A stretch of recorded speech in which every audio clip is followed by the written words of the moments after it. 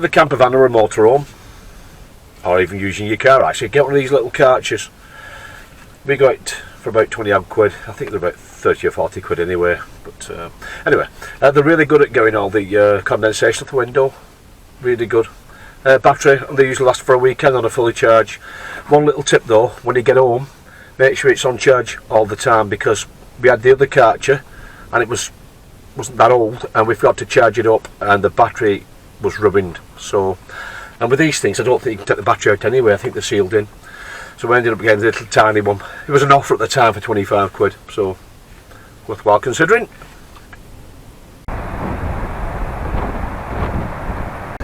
Well, the weather's changed a little bit today. It's still been sunny. It's windy and a little bit of rain. We're heading down towards Lindisfarne, aka Orley Island. Now, looking at the tide charts, the sea should be out, so hopefully we can get across. I think we can. I think we're safe to get across up to about between 1 and 2 o'clock. Let's see if we can make it or not. Breakfast first though.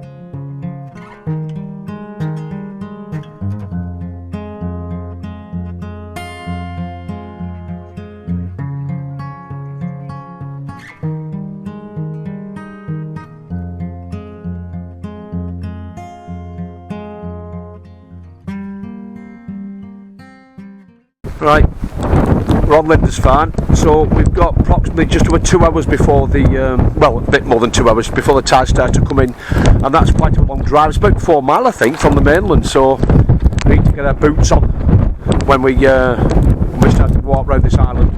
It's a horrible day as well, and the wind's blowing sideways.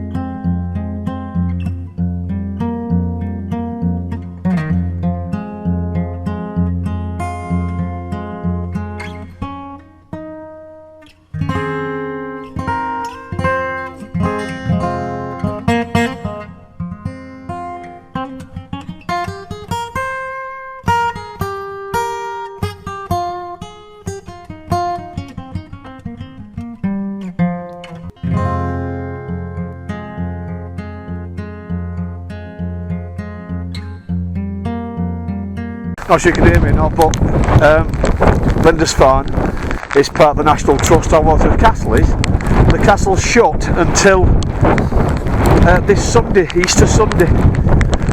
It's full of scaffolding, so you're not really going to see much, to be honest with you. Obviously, getting inside, I'm assuming, on Sunday, but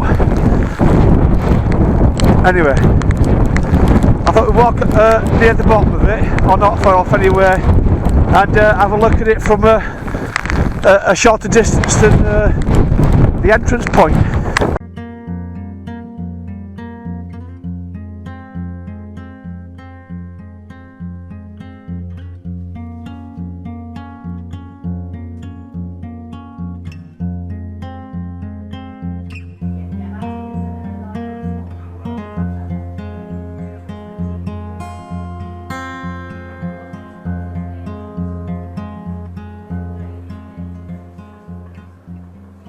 Well, a little bit about Lindisfarne. It's an island, obviously cut off by tidal waters. I think it's at least once or twice a day. Now you can get a map, or you can get the information off the internet regarding when the causeway is open and when it isn't, and then obviously make your way on it. And then if you get stuck, then you've got a few hours to wait until you get off it again. The causeway is about 3 mile long, so I've been told off National Trust lady. Now, if you've ever been down to Barmouth, a place called Shell Island, then that's very similar, but Shell Island causeway is about half a mile long. Bit similar, it can be cut off at certain times. When you go on the island, it's there's quite a lot of things you can look at, but today is just too bad, the weather. The castle's closed until Easter Sunday.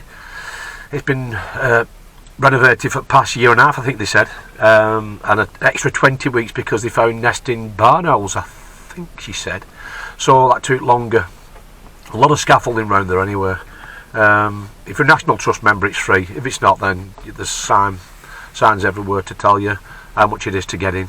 There's also the Priory, which is owned by the English Heritage, and that's cost to go in as well, but if you walk to the gate you can see it from the gate itself. You take a few pictures, that's fine. Then there's a church next to it. What's it called? That's that church. There's a church next to it. I've heard you can walk into there for nothing. I don't know how much it is to get into the actual Priory itself. It's a ruin, because when we got there, English Heritage shop was shut. We got there too early.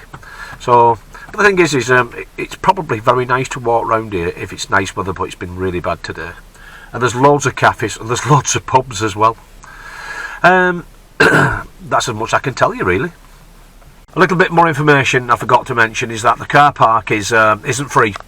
It's owned by the council. Which council? I don't know. It's Lindisfarne Council or the Mainland Council. I don't know.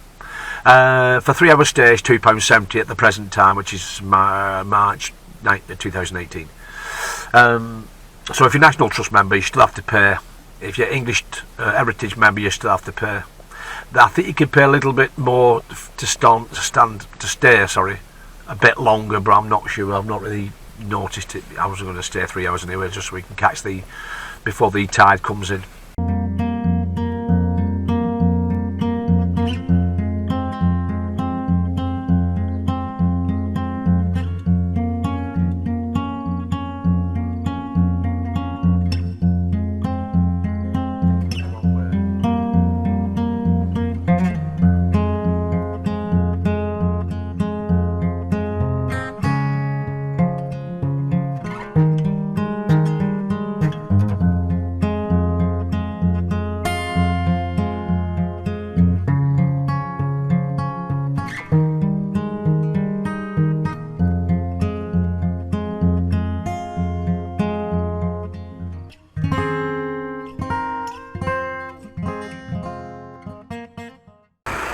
Welcome to Cragside, the home of hydroelectricity.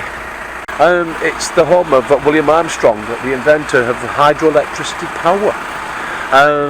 We're on a 6 mile round trip of the estate. We can drive around it.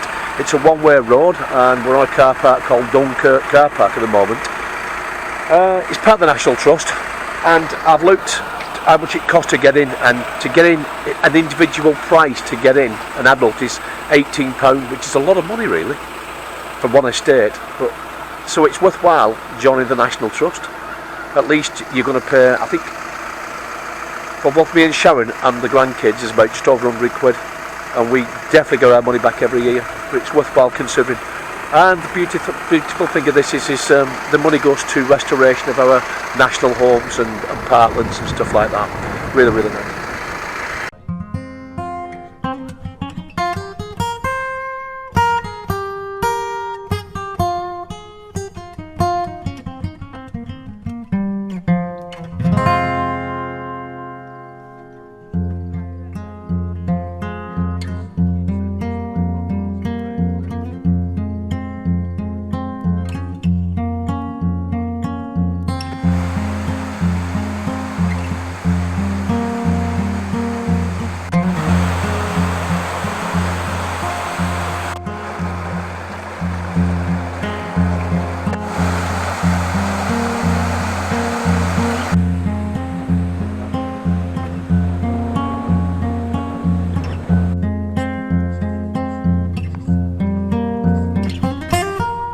Well, we've come across quite a few of these. They're a bit wet at the moment, but we're collecting them, let them dry out, and then we'll use them for starting our fire at home eventually, instead of using nasty fire lighters.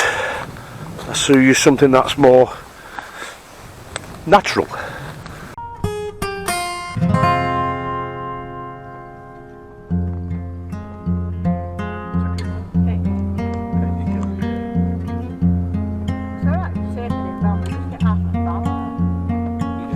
We've just pulled over to have some dinner actually. So we've pulled off into a car park called Keilder Car Park, I think it's called, on this 6-mile round route trip. So we're gonna get some dinner on.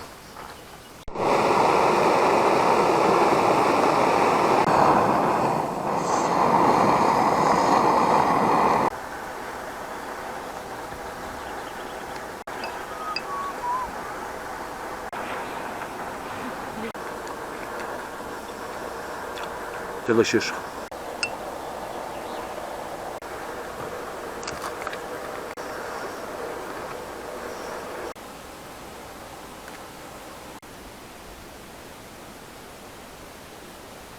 Considering it's bank holiday, it's the first bank holiday of the year.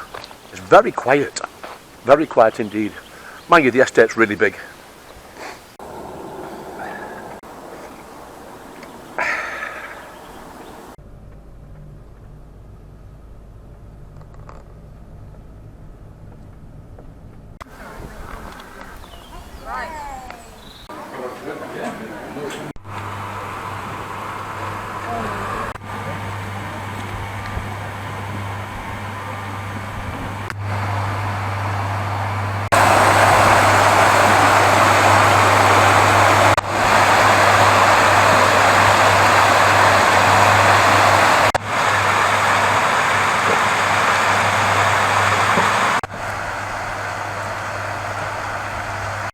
We're just about to go into Craigside House, so come along and have a look at a glimpse of what to expect if you decide to turn up and have a look yourself.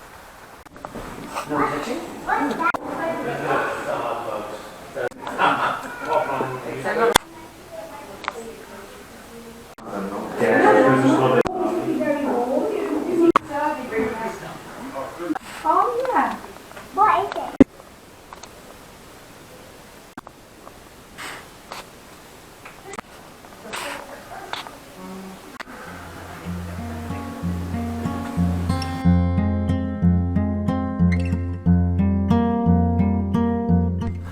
Well, we've driven to Keilder and we've had a look round to see if we can park up somewhere overnight. We were going to go on to a place called Leapish campsite just for get a shower and empty the toilet and stuff like that, you know, and recharge the batteries. But unfortunately, it's residents only site now, so we've no chance. So we went to another one, the Anglers Arms pub. That was chock-a-block that, so there's no, it's bank holiday end of the day, so we just took a chance. So we went down to the next one, which was a campsite further down, about another 2 mile outside, well, not even that actually, Keilder village, and they said in no space. So what we've done is we've come round here, we've found this here, just off the main road, and there's no barriers at the top, there's no sign saying you can't camp overnight, so I think we'll probably stay here actually. So there's a spot, there's a road in it. It's not quite flat, but it'll be alright. I don't know if any of my viewers have been to Keilder, but it's a wonderful place, it really is. It's full of trees. I.e. Keilder Forest. The thing is if you expect to get a phone signal or even a TV signal, then forget it. It's impossible. We've been here before, a couple of years ago in the caravan. Absolutely nothing whatsoever. So the only thing you can do then is talk to each other.